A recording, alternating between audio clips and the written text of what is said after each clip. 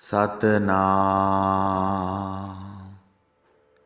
ਸ਼੍ਰੀ ਵਾਹਿਗੁਰੂ ਸਾਹਿਬ JIO. परम सन्मानयोग गुरु रूप गुरु खालसा साध संगत जी, वाहिगुरु जी का खालसा वाहिगुरु जी की फतेह। कोई कवि गुरु जी के चरणों नूं कलब बृछ नाल उपमा दिंदा है, कोई लिखदा है कि गुरु जी के चरण निर्मल कंवल वर्गे हैं, पर उन्हां कवियां नूं इह पता नहीं कलब बृछ अते कंवल ना तां चेतन ਹਨ ਅਤੇ ना ही मुक्ति देण वाले ਹਨ। कंवल भी सदा खिड़िया नहीं रहिंदा, रात ਨੂੰ उसका मूँह बंद हो जाता है, पर सतगुरु जी के चरण चेतना वाले हैं ਅਤੇ अपने भगतां दीआं मनोकामनावां पूरीआं करते हैं ਅਤੇ दिन रात हर समय एक रस रहण वाले हैं ਅਤੇ एक समान हैं। कवि भाई संतोख सिंह जी ना ही कलब बृछ ਅਤੇ ना ही कंवल ਨੂੰ गुरु जी के चरणों के आदरयोग समझते हैं। इसलिए चरण चरण ही हैं, ना यह पारजात हैं ਅਤੇ ना कंवल के फुल। कलयुग अपने क्रूर रूप विच पूरे जोरां ते सी।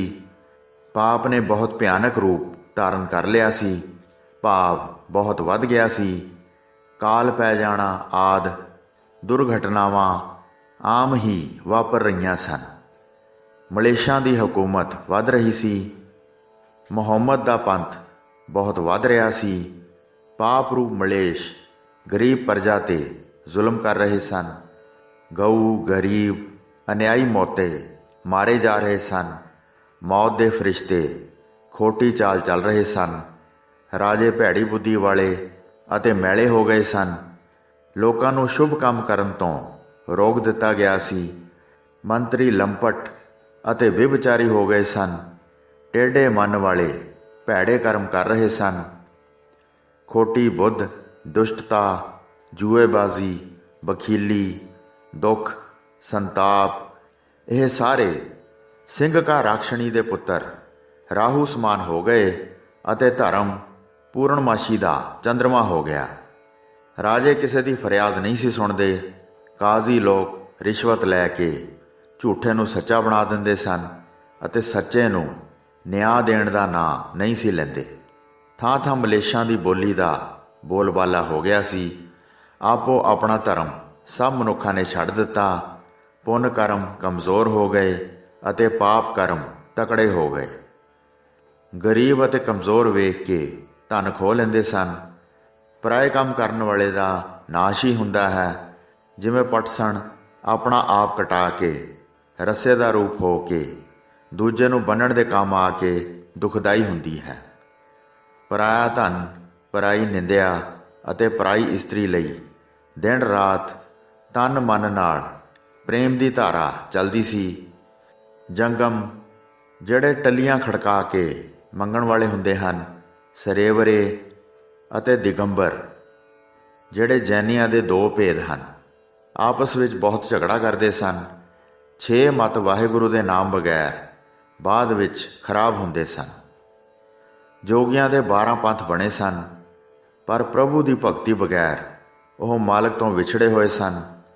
12 पंथ ਇਹ ਹਨ: हेतु, पाव, आई, गम्या, पागल, गोपाल, दास, कंबड़ी, बन, तवज, चोली अते रावल।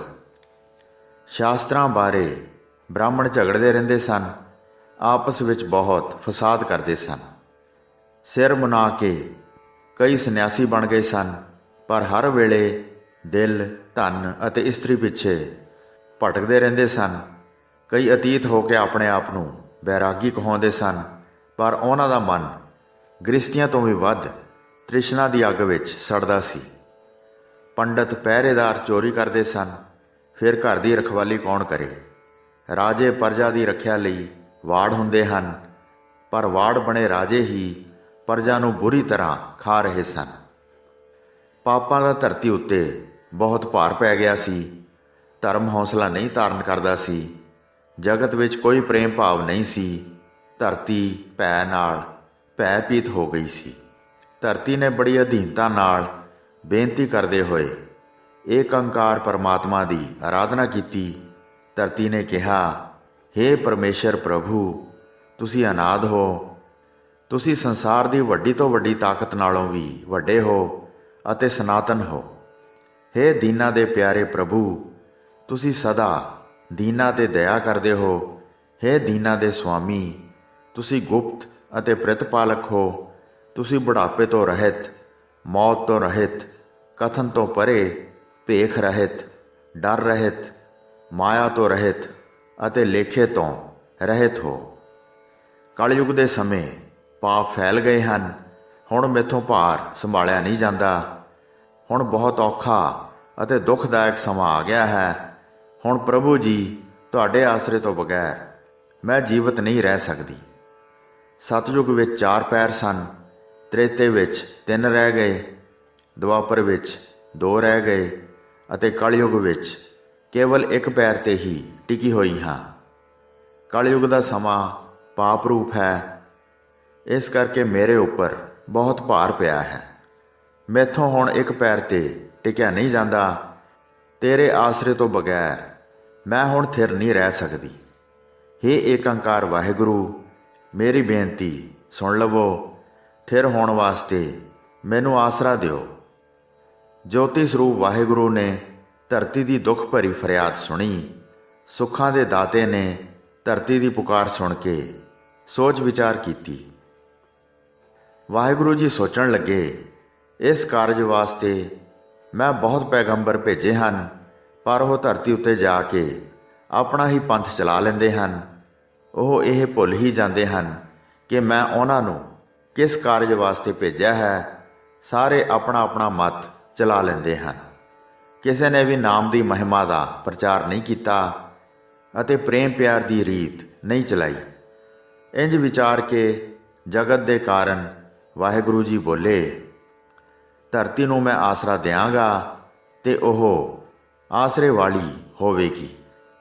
ਜਦ ਨਾਮ ਕੀਰਤਨ ਦਾ ਪ੍ਰਵਾਹ ਚੱਲ ਪਏਗਾ ਤਾਂ ਤੈਨੂੰ ਵੀ ਆਸਰਾ ਮਿਲ ਜਾਏਗਾ। ਇਸ ਲਈ ਮੈਨੂੰ ਹੁਣ ਆਪ ਹੀ ਜੱਗ ਵਿੱਚ ਪ੍ਰਗਟ ਹੋਣਾ ਚਾਹੀਦਾ ਹੈ। ਮੇਰੇ ਬਗੈਰ ਹੋਰ ਕੋਈ ਉਪਾਅ ਨਹੀਂ ਹੋ ਸਕਦਾ। ਧਰਮ ਦੇ ਘਰ ਨੇ ਧਰਤੀ ਨੂੰ ਧੀਰਜ ਦਿੱਤਾ ਤੇ ਕਿਹਾ, ਮੈਂ ਤੇਰਾ ਆਸਰਾ, ਤੇਰਾ ਸਹਾਰਾ ਬਣ ਕੇ ਸਭ ਦੁੱਖਾਂ ਦਾ ਨਾਸ਼ ਕਰ ਦਿਆਂਗਾ। ਆਕਾਸ਼ ਦੀ ਮਿੱਠੀ ਬਾਣੀ ਸੁਣ ਕੇ ਮੁੱਖ ਨੂੰ ਮੋਹ ਲੈਣ ਵਾਲੀ ਧਰਤੀ ਆਪਣੇ ਦਿਲ ਵਿੱਚ ਬਹੁਤ ਖੁਸ਼ ਹੋਈ। ਜਗਤ ਵਿੱਚ ਸ਼੍ਰੀ ਰਾਮਚੰਦਰ ਜੀ ਦੀ ਕੁੱਲ ਕਲੰਕ ਰਹਿਤ ਹੈ। ਧਰਤੀ ਨੂੰ ਆਨੰਦ ਦੇਣ ਵਾਲੇ ਚੰਦਰਮਾ ਵਰਗੇ ਗੁਰੂ ਨਾਨਕ ਦੇਵ ਜੀ ਸੁੰਦਰ ਬੇਦੀ ਕੁੱਲ ਵਿੱਚ ਪ੍ਰਗਟ ਹੋਏ। ਏਕ ਓਂਕਾਰ ਵਾਹਿਗੁਰੂ ਜੀ ਆਪ ਸਤਿਗੁਰੂ ਜੀ ਦਾ ਅਨੁਪਮ ਰੂਪ ਧਾਰ ਕੇ ਪ੍ਰਗਟ ਹੋਏ। ਰਾਤ ਰੂਪੀ ਭੈੜੀਆਂ ਰਸਮਾਂ, ਰੀਤਾਂ, ਕਲੇ ਕਾਲ ਦਾ ਹਨੇਰਾ, ਤਾਰੇ, ਪਖੰਡੀ ਸਮਾਜ ਅਤੇ ਹੋਰ ਮਤ, ਇੰਦਰ ਅਤੇ ਮੁਹੰਮਦ ਰਾਜ ਸੱਚ ਦਾ ਚੰਦਰਮਾ ਚੜ੍ਹਨ ਨਾਲ ਅਲੋਪ ਹੋ ਗਏ। ਤੇਜ ਪ੍ਰਭਾਵ ਵਾਲੇ ਸ਼੍ਰੀ ਗੁਰੂ ਨਾਨਕ ਦੇਵ ਜੀ ਜਦ ਪ੍ਰਗਟ ਹੋਏ ਤਾਂ ਬਾਲ ਅਵਸਥਾ ਦਾ ਸੂਰਜ ਉਹਨਾਂ ਨੂੰ ਲੈਣ ਆਇਆ। ਜਦ ਸ਼੍ਰੀ ਗੁਰੂ ਨਾਨਕ ਦੇਵ ਜੀ ਦਾ ਪ੍ਰਕਾਸ਼ ਹੋਇਆ ਤਾਂ ਸੰਤ ਅਤੇ ਕੰਵਲ ਵੇਖ ਕੇ ਖਿੜ ਗਏ। ਦੰਭੀਆਂ, ਪਖੰਡੀਆਂ ਅਤੇ ਉੱਲੂਆਂ ਭਾਵ ਮੂਰਖਾਂ ਨੂੰ ਭਾਰੀ ਦੁੱਖ ਹੋਇਆ, ਪਰ ਸਿੱਖ ਅਤੇ ਦਾਸ ਬਹੁਤ ਸੁਖਿਆਰੇ ਹੋ ਗਏ। ਪ੍ਰਭੂ ਭਗਤੀ ਦੀ ਲਹਿਰ ਜਗਤ ਵਿੱਚ ਪ੍ਰਕਾਸ਼ਮਾਨ ਹੋਈ। ਸਿੱਖਾਂ ਦੀ ਆਲਸਾ ਅਤੇ ਅਵਿਦਿਆ ਦਾ ਨਾਸ਼ ਹੋ ਗਿਆ। ਗਿਆਨ ਅਤੇ ਨਾਮ ਵਿੱਚ ਸ੍ਰੇਸ਼ਟ ਪੁਰਖ ਜਾਗਰਿਤ ਹੋ ਗਏ ਅਤੇ ਹਨੇਰਾ ਇੰਜ ਅਲੋਪ ਹੋ ਗਿਆ ਜਿਵੇਂ ਸੁਪਨਾ ਮਨ ਨੂੰ ਛੱਡ ਕੇ ਚਲੇ ਜਾਂਦਾ ਹੈ। ਧਰਮ, ਧਰਤੀ ਅਤੇ ਧੀਰਜ ਦੇ ਹਿੱਤ ਲਈ ਬੇਦੀ ਕੁੱਲ ਦੇ ਤਾਰੇ ਨੇ ਅਵਤਾਰ ਧਾਰਿਆ। ਸੱਚੇ ਪਾਤਸ਼ਾਹ ਧੰਨ ਸ਼੍ਰੀ ਗੁਰੂ ਨਾਨਕ ਦੇਵ ਸਾਹਿਬ ਜੀ ਮਹਾਰਾਜ ਜੀ ਨੇ ਇਸ ਧਰਤੀ ਅਤੇ ਭਗਤਾਂ ਨੂੰ ਸੁਖੀ ਕੀਤਾ। ਆਪਣੇ ਦਾਸਾਂ ਨੂੰ ਸ਼੍ਰੀ ਸਤਿਗੁਰੂ ਜੀ ਬ੍ਰਹਮਾ ਵਾਂਗ ਵੈਰਾਗ ਦੇ ਦਾਤੇ ਹਨ, ਵਿਸ਼ਨੂੰ ਵਾਂਗ ਉਹਨਾਂ ਨੂੰ ਗਿਆਨ ਦੇ ਕੇ ਪਾਲਣਾ ਕਰਨ ਵਾਲੇ ਹਨ, ਸ਼ਿਵ ਜੀ ਵਾਂਗ ਦਾਸਾਂ ਦੇ ਵਿਕਾਰ ਨਾਸ਼ ਕਰਨ ਵਾਲੇ ਹਨ, ਵਿਸ਼ੇ ਰੂਪ ਅਗਨੀ ਤੋਂ ਚੰਦਰਮਾ ਵਾਂਗ ਸ਼ੀਤਲ ਕਰਨ ਵਾਲੇ ਹਨ ਅਤੇ ਮੋਹ ਰੂਪੀ ਹਨੇਰੇ ਦੀ ਫਾਹੀ ਨੂੰ ਸੂਰਜ ਵਾਂਗ ਦੂਰ ਕਰਨ ਵਾਲੇ ਹਨ। ਜਿਵੇਂ ਘਰ ਵਿੱਚ ਦੀਵੇ ਦੀ ਜੋਤ ਜਗਦੀ ਹੈ, ਤਿਵੇਂ ਸਾਫ਼ ਹਿਰਦੇ ਵਿੱਚ ਗਿਆਨ ਦਾ ਪ੍ਰਕਾਸ਼ ਕਰਕੇ ਜੀਵ ਨੂੰ ਮਾਇਆ ਤੋਂ ਵੱਖਰਾ ਕਰਕੇ ਵਿਖਾ ਦਿੰਦੇ ਹਨ। ਸੋ ਐਸੇ ਸਤਿਗੁਰੂ ਜੀ ਮੇਰੇ ਵਰਗੇ ਭਿਖਾਰੀਆਂ ਨੂੰ ਆਪਣੇ ਚਰਨਾਂ ਦੀ ਸ਼ਰਨ ਦਾ ਆਸਰਾ ਦੇ ਕੇ ਭੈ ਨੂੰ ਦੂਰ ਕਰਨ ਵਾਲੇ ਹਨ ਅਤੇ ਡੋਬ ਲੈਣ ਵਾਲੇ ਸੰਸਾਰ ਰੂਪੀ ਸਮੁੰਦਰ ਤੋਂ ਤਾਰ ਲੈਣ ਵਾਲੇ ਜਹਾਜ਼ ਰੂਪ ਹਨ।